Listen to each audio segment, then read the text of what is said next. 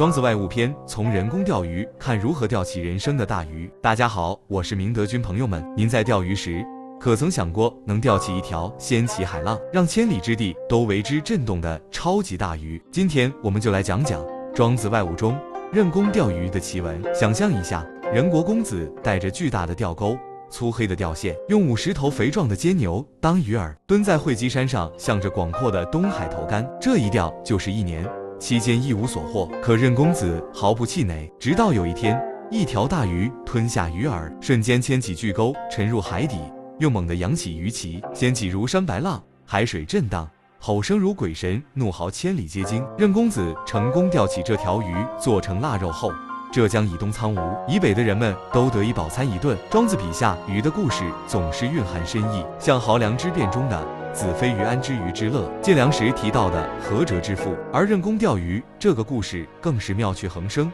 发人深省。故事里那些才疏学浅又爱道听途说的人，听闻任公的壮举后纷纷效仿，他们举着普通钓竿，在小沟渠边守着，幻想着钓到同样的大鱼，结果自然只能捕到些鲶鱼鲫鱼。庄子点评道，是小说以干县令，其余大达一元矣。意思是靠修饰浅薄言辞来获取高明美誉，距离通晓大道的境界差得远。那些没听过任公子事迹的人，想成就一番大事业同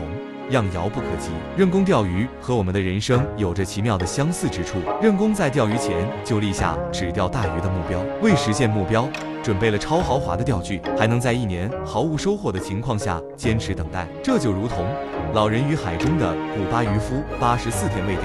到鱼依然驶向大海。这种坚持和魄力正是成功必不可少的要素。反观那些跟风者，看到任公成功就盲目效仿，却在为工作上偷工减料，没有明确目标，最终只能钓到小鱼。在生活中，这类现象也屡见不鲜。很多人看到别人成功就盲目跟风，却没有深入思考自己的目标和方向，最终一事无成。为什么人与人的志向会有如此大的差异？这和认知、思维密切相关。每个人的思维都存在遮蔽性，受环境文化等因素影响，对事物形成不同的主观意识。就像发现新大陆前，人们以为自己所处之地就是世界全貌；井底之蛙认为自己看到的天空就是整个天空。普通人的世界观多由自身经历、知识和环境决定，他们对没见过结果的事物缺乏信心，好奇心和乐观精神不足，总是后知后觉，属于跟随者思维。而成功人士不仅凭借经历和知识构建世界观，还乐于接纳新事物，不断更新知识和认知。他们明白世界一直在变化，对未知充满敬畏，因而能抢占先机。有位名人曾说，也许你一辈子没爬到珠峰山顶，但心中一定要有一座山，这座山不一定很高，但它是你奋斗的目标。而实现目标的关键，就是不断刷新世界观，扩展未知领域。朋友们，人生就像一场钓鱼之旅，你是想成为人工钓起人生的大鱼，还是做个跟风者，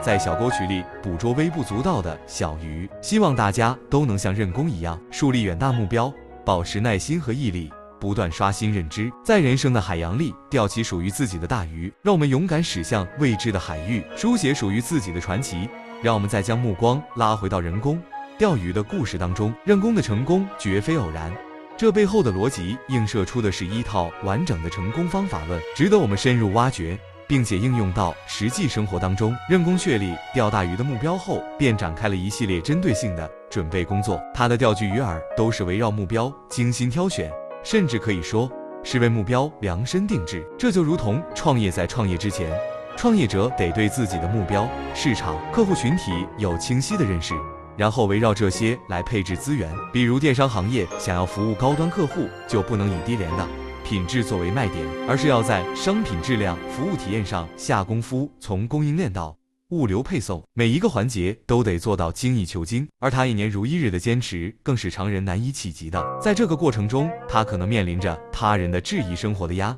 力，但他不为所动。生活中，许多人在追求梦想的道路上，往往因为短期看不到成果就轻易放弃。以学习一门外语为例，不少人刚开始热情高涨，制定了详细的学习计划，但学了几个月，发现口语还是不流利，单词也记不住，便渐渐失去了耐心，最终半途而废。相反，如果能够像任工一样拥有坚定的信念和持久的毅力，就能克服困难，迎来成功的曙光。那些跟风者的行为，则是对盲目模仿者最生动的写照。他们只看到人工成功的结果，却忽略了成功背后的原因。他们没有思考自己的优势和目标，只是机械的照搬任工的做法。这就好比看到别人在短视频领域取得成功，就盲目跟风，不考虑自己的内容定位、风格特点，也不分析市场需求，最终只能淹没在众多创作者的浪潮之中。我们回到认知思维这个关键因素上，普通人与成功人士在思维方式上的差异，导致了截然不同的人生轨迹。为了突破思维的遮蔽性，我们首先要拓宽自己的知识面，阅读是一个很好的途径。通过阅读不同领域的书籍，我们可以了解到不同的观点和思维方式。比如阅读历史书籍能够让我们从古人的智慧中汲取经验，明白兴衰更替的规律；阅读科学书籍能拓宽我们对世界的认知边界，激发创新思维。此外，我们还要学会批判性思维。在信息爆炸的时代，各种信息纷至沓来，我们不能盲目相信，而是要进行分析判断。以广告为例，很多广告为了吸引消费者，会夸大产品的功效，这时候就需要我们运用批判性思维，透过表象看本质，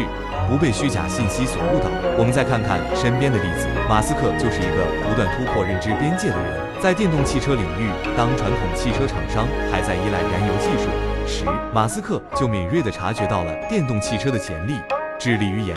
发高性能的电动汽车，改变了整个汽车行业的格局。在太空探索方面，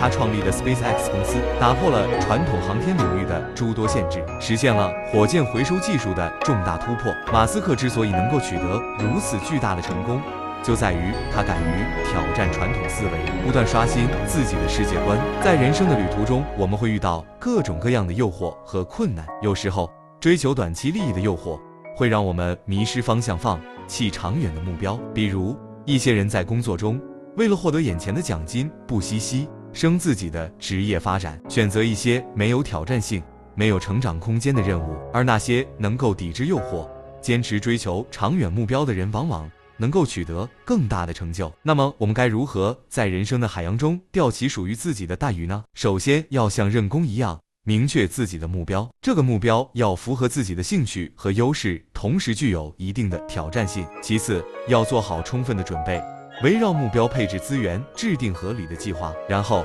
要有坚定的信念和持久的毅力，在面对困难和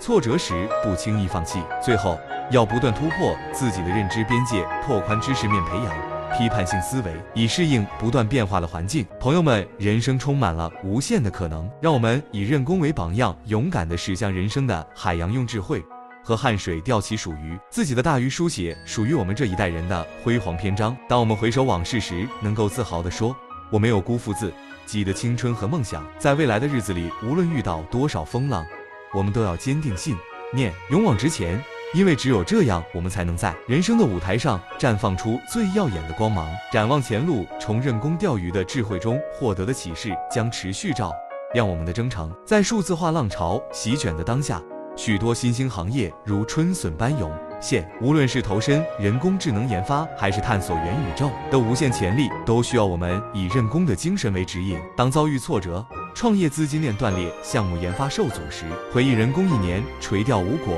却毫不退缩的坚持，我们便能重燃斗志。让我们时刻审视自己，拒绝成为盲目跟风的庸者，始终保持对世界的好奇，以人工之姿在时代的浪潮中找准方向，钓起人生的大鱼，奏响属于自己的激昂乐章，起新程，让传统文化帮助我们蜕变成更好的自己。